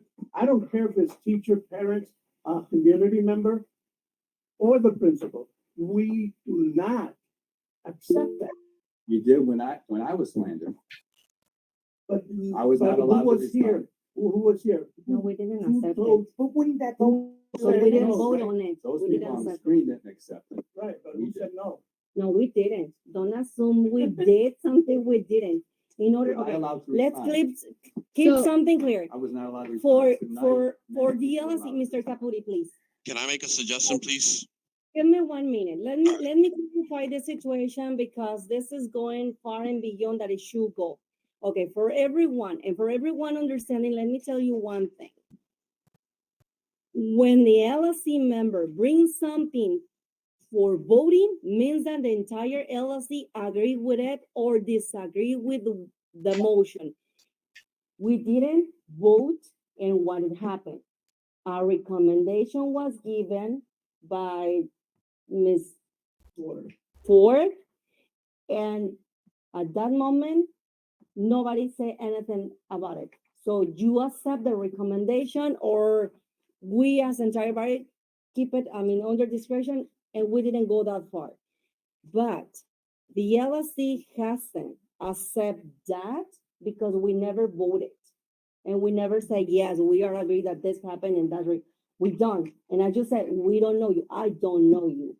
So I'm not gonna say it's true because I don't know you. So when we said that the LLC agree and this and that, we are assuming something that didn't happen.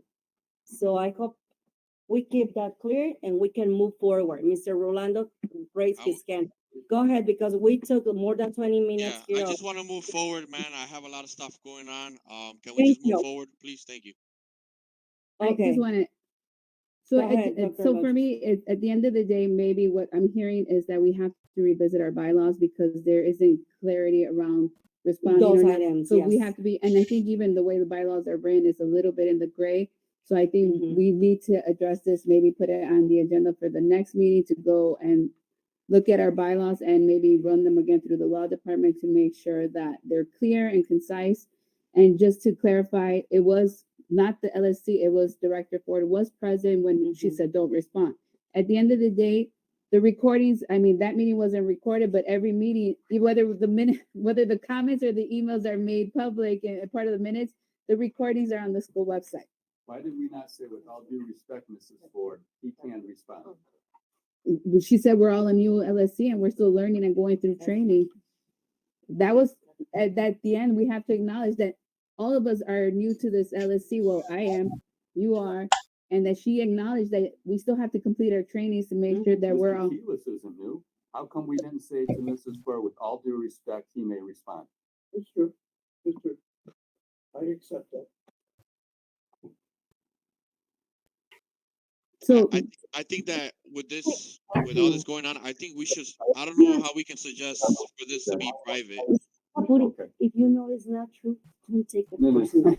of So course, was I that a know it's not motion? true. I mean, you But know, no one should show What? up. Was that a motion? no, right now No, we have we the don't have a motion on the motion. table. To put it on the next agenda. No, yeah. oh, I'm no, saying no, that- no, there is not a motion to put it No, in no, the no. next I'm amendment. just saying in our public discussion that maybe a recommendation is next month's agenda to include a review of the bylaws and maybe go back through that Mhm. training on bylaws to see what we could put or like how we could provide more clarity. At the end of the day, whatever we vote has to go through Right, and the the law department. right, and the public comment doesn't need to specify word by word what the person said. It's just like somebody with that name, give this concern, and that's it.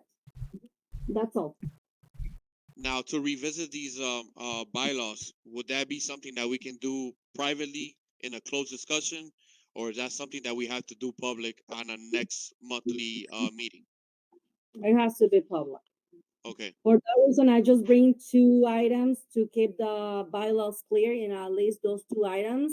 Okay. until we take extra time to revise the bylaws. Maybe.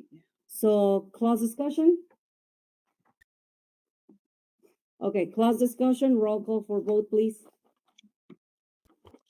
If you want to kill me, we're voting on amending the bylaws to allow public comment in the minutes. Yes, And we're not voting on if we can comment, if we respond. right.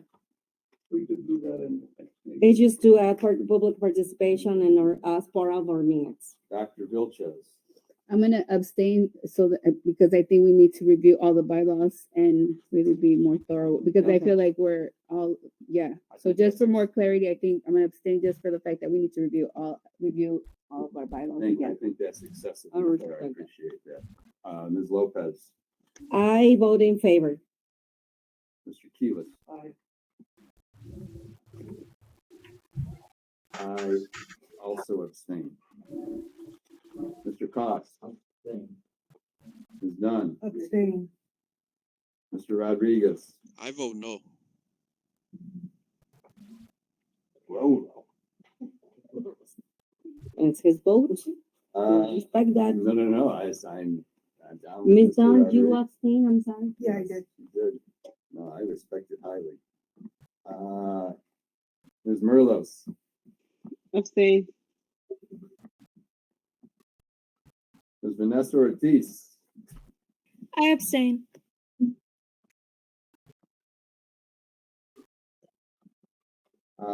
Ms. Hanson, I abstain. Ms. Destiny Johnson. So we have now two Let's go ahead and yes, say yes. 8 abstentions. No, 2 yes, 7 abstentions, 1 no.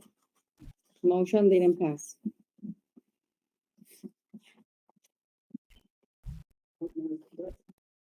In favor. Go ahead, Mr. Quiles. So to be clear, that in our next, minutes, none of the participation. that- Public participation we have today. It's not gonna be on minute. So that way, people that spoke have it clear.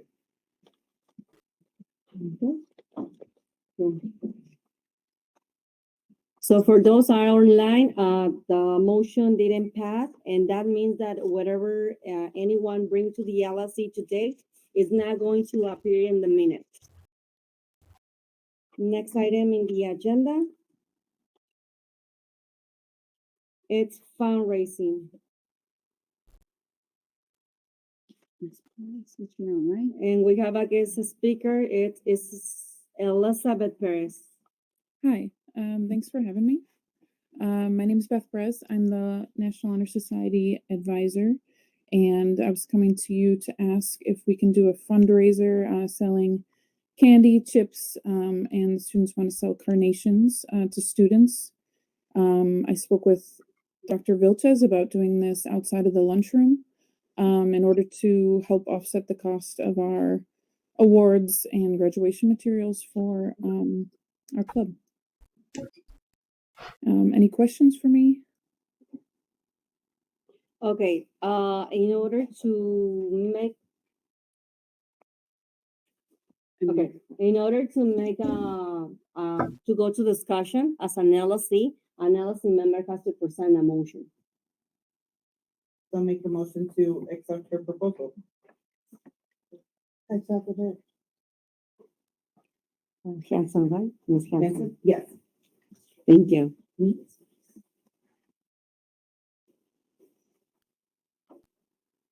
Open for discussion?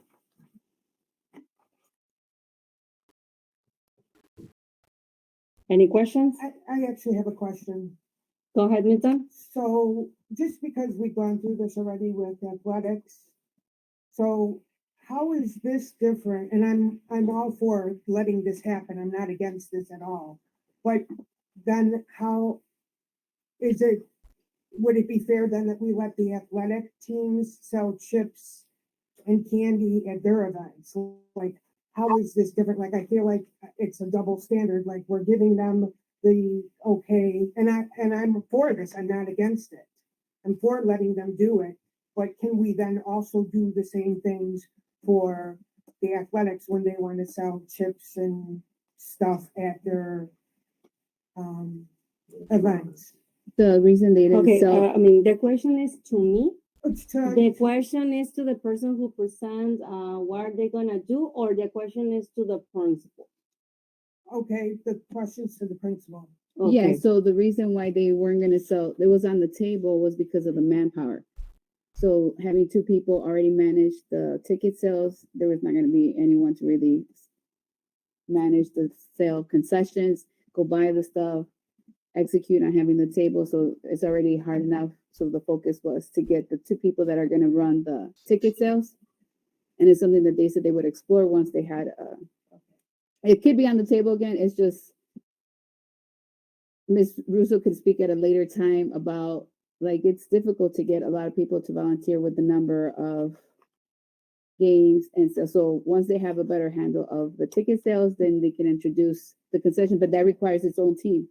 But no, I totally agree. I'm in support of it happening at athletic events and for a National Honor Society. I just want to make sure we have the same standards for all of our groups, that we don't do one thing for one group. No, it had nothing to do with the chips or anything. It had to do with the manpower of manning two booths because you have to have concessions and then you have to have the ticket sales. And that requires double the manpower and then an investment in having to do runs for the material. So until they configure the ticket sales, because this is their first time doing it. Right. And then, but they can speak to like at a later time, like the challenges or if they're ready to move forward with another proposal to include concession signs. But that would require more volunteer, more manpower as well. Right. This was just, she's gonna do it outside of the lunch during her hours. I just have one question. I just have one question. Is the paperwork, it's been filled already? Yeah, emailed it to her. Yes. Thank you.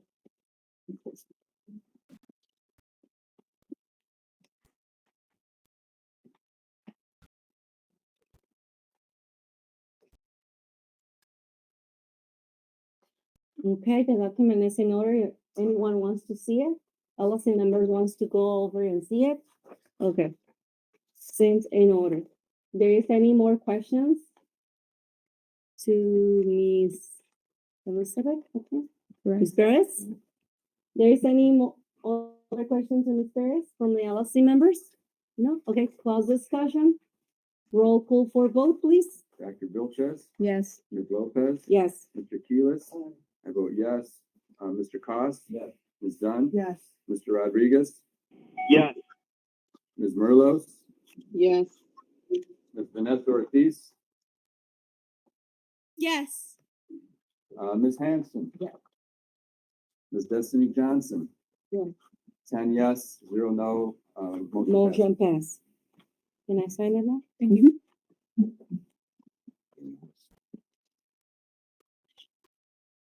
Okay. The next item on the agenda.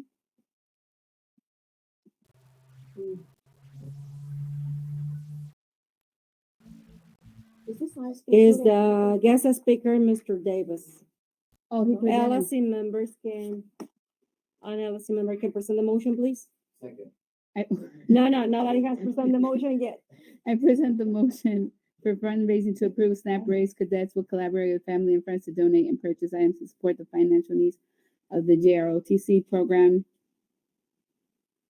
And Mr. Cole second. So he, Master Surgeon spoken. Go, unless he's on the. Yeah, he's on. Yes, he was, he's there. Mr. Davis, go ahead.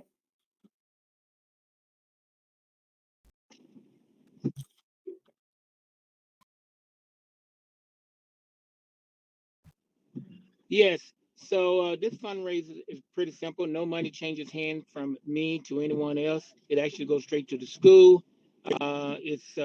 They just take some of the fees, the SNAP raise, and it's the fee. The part they take is just some fees as it relates to producing the paperwork. The money will be used for this military ball. It'll be used for other activities, our trips, our field trips that we're taking. We actually went on bowling trips already this year. So definitely it's really easy to handle this money because nothing comes to us. It's all paid online. And then once, and you can track it online, the donation tracked online, it goes straight to the business manager. A check goes straight to the business manager and to the school account, to internal accounts.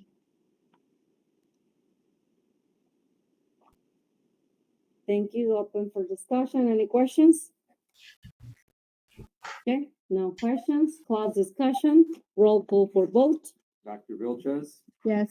Ms. Lopez. Yes. Mr. Keelis. I vote yes. Mr. Cos. Ms. Dunn. Yes. Mr. Rodriguez. Yes. Ms. Merlos. Yes. Ms. Ortiz, or, I'm sorry, Ms. Vanessa Ortiz. I messed it up, sorry. Ms. Vanessa Ortiz.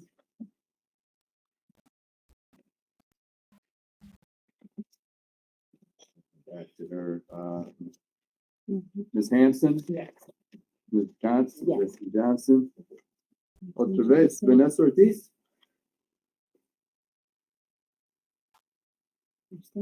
I have a Pat comment. is gonna pass them once. Oh, okay. Did you guys vote yes? I'm sorry. Yes, abstain. We should make a limit of waiting too. 9 yes, 0 no, 1 abstain. Yes. So 9 votes, motion pass. So I'm signing the.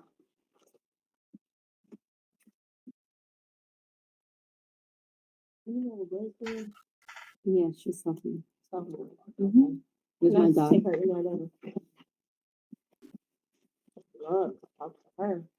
Right here. Next item in the agenda, guest speaker. I need somebody to present a motion. I make the motion. Okay. I make I a present- motion for fundraising to approve the senior I locking deposit. present a motion, for the fundraising to approve the senior lock deposit of $40 for event food, supplies, and student church materials. So Norma present the motion, Mr. Cal second. Open for discussion. Any questions? Go ahead, Ms. Rosa. No, you guys made a motion before I even proposed it. So it's, you guys want to go right ahead and vote. If you remember, a motion Oy. by the LSC has to be made in order to go to, discussion. I Wonderful. don't know what, if it's that.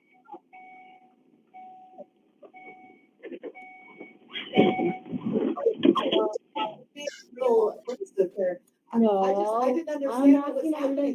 You just said, I don't know what that's funny. I don't understand your comment. I just didn't understand what was happening. I'm happy to propose if this is No, my that time to doesn't speak. understand me. I think I am misunderstanding you. Yeah, I apologize. did. Okay, good. No, go Let's- ahead. I just present the motion to move faster, to go into discussion because we only have. So go ahead. Great, thank you. Turn your mic off. I had a question. Oh, go ahead. We have a motion on the table. Ms. Russo hasn't presented yet, so she's going to Okay, for speak. sure. My bad. My bad. And after that is your turn. Go ahead, Ms. Russo. The floor is yours.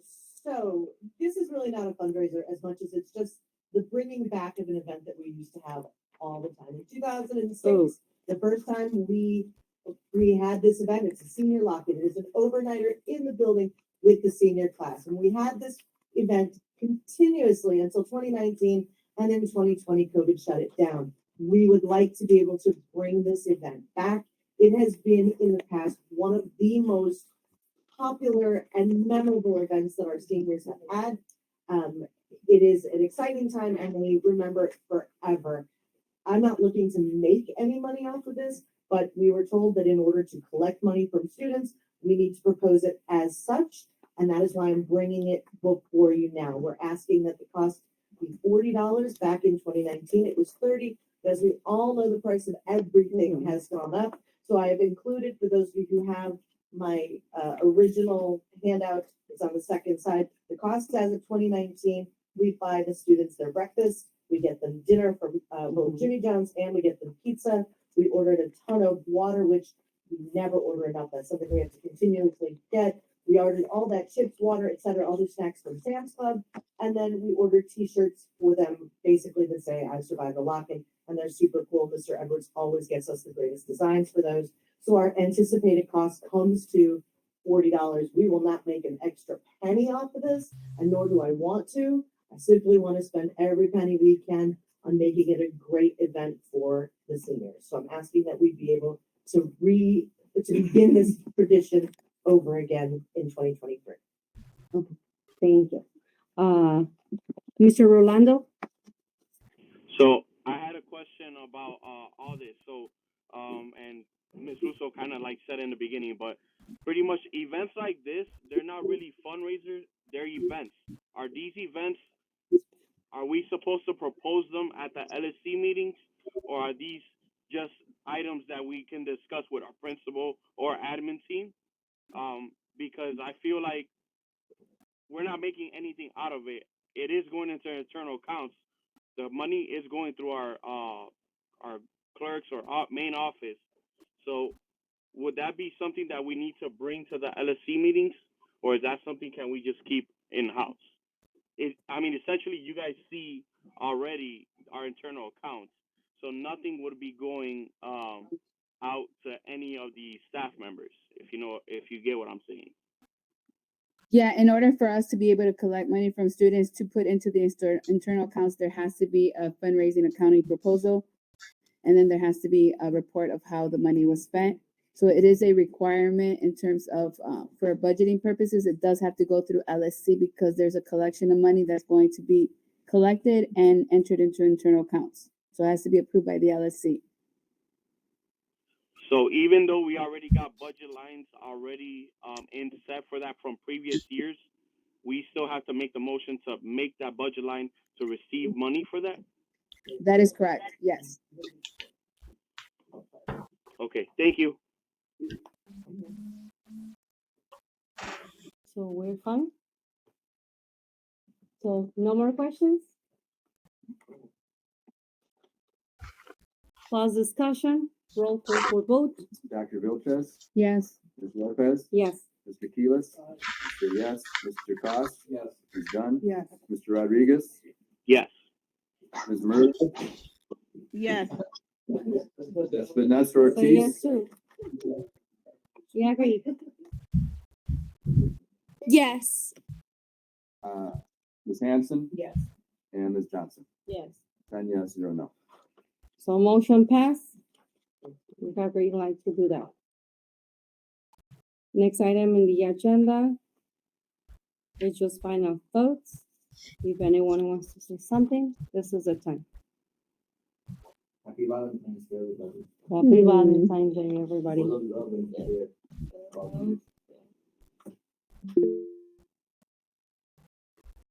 Mr. Rodriguez? I just want to say thank you to our community, our staff, and our admin team. You know, I like. Oh, am I good? I don't know. It was a balloon. It was a balloon that There popped. was something on the back. Go ahead, I'm sorry, go ahead. Okay. All right.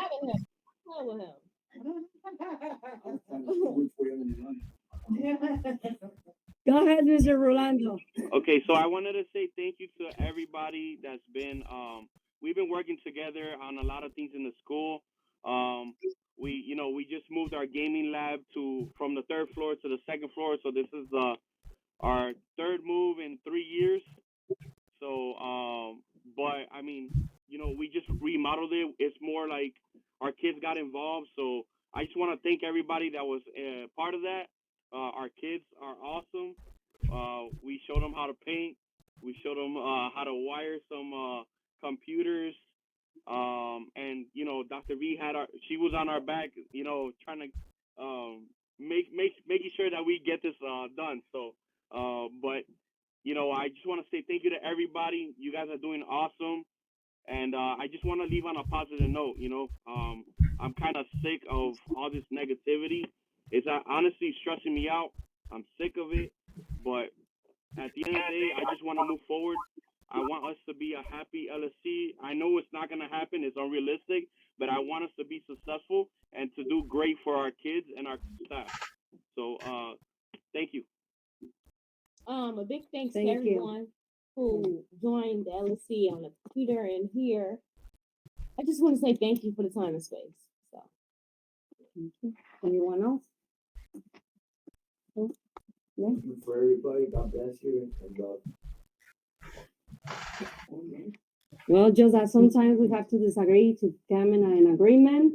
We are doing the best that we can do for our school, for our students, and for everyone. So thank you, everyone. Believe it or not, it was the most productive meeting.